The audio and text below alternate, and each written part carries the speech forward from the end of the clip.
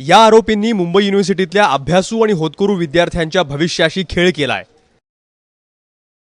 मुंबई पोलिसांनी मुंबई युनिव्हर्सिटीतल्या पेपर स्कॅमचा भंडाफोड केलाय।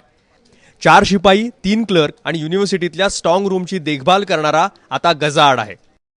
आम्हाला खबर अशी मिळाली होती की युनिव्हर्सिटीचे काही कर्मचारी विद्यार्थ्यांच्या संपर्कात असून ज्यांना पेपर अवघड गेला आहे त्यांचा पेपर तो काढून देऊन रिराईट करून त्यांच्याकडून घेऊन पुन्हा ते तिथे जमा करतात।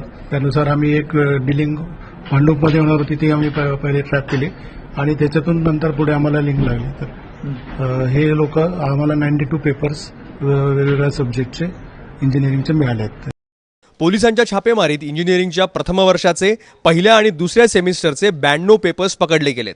धक्कादायक बाब म्हणजे पेपर पुन्हा विद्यार्थ्यांना घरी सोडवायला दिले जायचे आणि प्रत्येक पेपरची किंमत होती 15 ते 20 हजार रुपये। विद्यापीठाच्या स्ट्रॉंग रूममध्ये सीसीटीव्ही कॅमेरे का लावण्यात आले नाहीत हा प्रश्नही कायम आहे। मी सध्या मुंबईच्या कलिंगा युनिव्हर्सिटी या कॅम्पस परिसरामध्ये आहे। इथंच जे पेपरसाठी स्ट्रॉंग रूम बनवण्यात आले आहे, जिथं हे पेपर ठेवण्यात येतात परीक्षेनंतर, तिथनंच हे पेपर बाहेर देण्यात येत होते। हे पेपर्स विद्यार्थ्यांना देण्यात येत होते। हे पेपर्स या क्लर्क, या एजंट्स किंवा या पिऊनच्या माध्यमातून या मुलांपर्यंत पोहोचवण्यात यायचे। ही मुलं हे पेपर आपल्या घरी घेऊन जायचे, ह्या पेपर्समध्ये सगळे उत्तर लिहून परत आणायचे, इथं या लोकांना द्यायचे आणि पुन्हा एकदा ते पेपर्स या स्ट्रॉंग रूममध्ये पोहोचायचे, जिथनं हे पेपर्स चेकिंगसाठी मॉडरेटर्स आणि एक्झामिनरकडे जायचे।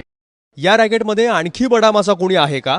हा पेपर स्कॅम केव्हापासून सुरू आहे याचा तपासही आता मुंबई पोलिसांनी सुरू केलाय। मात्र होतकरू विद्यार्थ्यांचं नुकसान जे झालं त्याचं काय याचं उत्तर मात्र मुंबई विद्यापीठाला द्यावं लागेल। गणेश ठाकूर, एबीपी माझा, मुंबई।